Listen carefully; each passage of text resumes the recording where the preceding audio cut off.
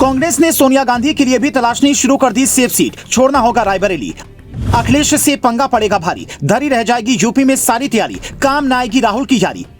BJP नहीं क्षेत्रीय दल ही कर देंगे कांग्रेस मुक्त भारत, यूपी से मिलेगा जीरो, बिहार में भी बर्बादी तय। कांग्रेस के पीछे बैठे थिंक टैंक ने तय कर लिया है कि कांग्रेस को उठने नहीं देना है। कांग्रेस की हालत देश की क्षेत्रीय पार्टियों से भी ज्यादा खराब है, लेकिन वो सभी छोटे दलों को अपनी शर्तों के साथ इंडिया गठबंधन में रखना चाहती है। समाजवादी पार्टी के प्रमुख अखिलेश यादव को ये बात समझ आ गई है और इसीलिए अखिलेश यादव ने बोल दिया है कि कांग्रेस जो करेगी वही उसको जवाब में भी मिलेगा। इंडिया गठबंधन अब मुझे पता लगा मध्य प्रदेश के बाद भारत के चुनाव के लिए है, इंडिया के चुनाव के लिए है, देश के चुनाव के लिए है। तो देश का चुनाव आएगा तब बात की जाएगी। सर, क्या और जिसको सीट चाहिए होगी या जिस पे बातचीत होगी वो अलग प्लेटफॉर्म है।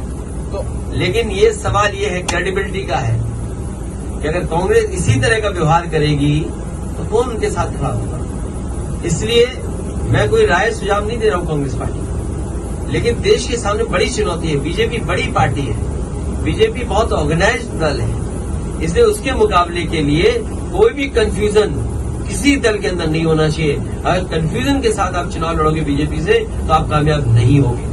ये अब तय है कि एमपी में जो कांग्रेस कर रही है उसका हिसाब अखिलेश यादव यूपी में करेंगे। वैसे भी यूपी की 80 सीटों में से कांग्रेस केवल एक सीट की पार्टी बची रह गई है, जहां से सोनिया गांधी सांसद हैं, वो सीट है रायबरेली। और इस बार 24 में अखिलेश वो इंतजाम कर सकते हैं कि कांग्रेस और उसके नेता सोनिया गांधी के लिए भी कोई सेफ सीट ढूंढते दिखाई देंगे। कहा गया कि मोदी के खिलाफ मजबूती से लड़ने के लिए एक गठबंधन हो, इंडिया गठबंधन बन गया। अधिकतर छोटे दल गठबंधन का हिस्सा बनी क्योंकि मोदी के उदय ने सबके अस्तित्व को खतरे में डाल दिया। गठबंधन की अगवा बनी कांग्रेस, लेकिन कांग्रेस ने गठबंधन के नियम अपने हिसाब से बनाए। एमपी, राजस्थान, छत्तीसगढ़ जैसे राज्य जहां बीजेपी कांग्रेस के बीच में सीधी फाइट है, कांग्रेस दूसरे छोटे दलों को लिफ्ट नहीं दे रही है। एमपी में समाजवादी पार्टी का पिछले चुनाव में एक विधायक था और कई सीटों पर एसपी को उम्मीदवार दूसरे नंबर पर रहे। अखिलेश यादव का कहना है कि अगर इंडिया गठबंधन केवल लोकसभा के लिए है तो सपा भी यूपी में कांग्रेस को लेकर विचार करेगी। अखिलेश यादव का साफ संदेश है, कांग्रेस तो यूपी में वैसे भी एक सीट की पार्टी बची है, लेकिन इस बार हो सकता है कि कांग्रेस के खाते में जीरो आ जाए। विपक्ष के इंडिया गठबंधन के आकार लेने के बाद माना जाने लगा है कि सपा, अमेठी और रायबरेली से हर बार की तरह इस बार भी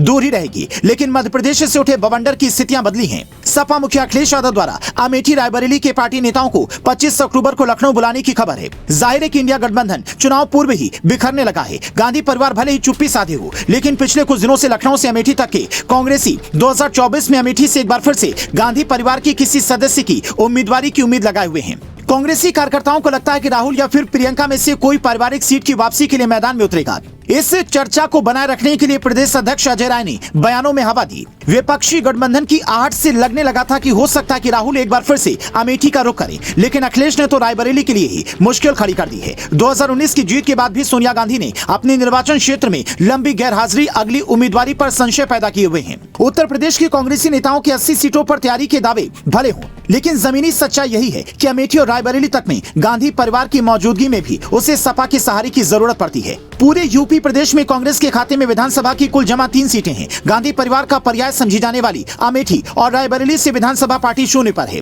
दूसरी ओर सपा अमेठी की 5 में से 2 और रायबरेली की 5 में से 4 सीटों पर काबिज है। मध्य प्रदेश विधानसभा चुनाव को लेकर सपा और कांग्रेस की रार क्या उत्तर प्रदेश में कुछ गुल खिलाएगी? उत्तर प्रदेश विधानसभा के चुनाव दूर हैं, लेकिन लोकसभा चुनाव पास है। फिलहाल अमेठी, रायबरेली कांग्रेस की कमजोर कड़ी जरूर है, लेकिन उत्तर प्रदेश में वजूद के लिए जरूरी है। कांग्रेस को समझना होगा, मध्य प्रदेश की चोट का हिसाब उत्तर प्रदेश में किया जा सकता है।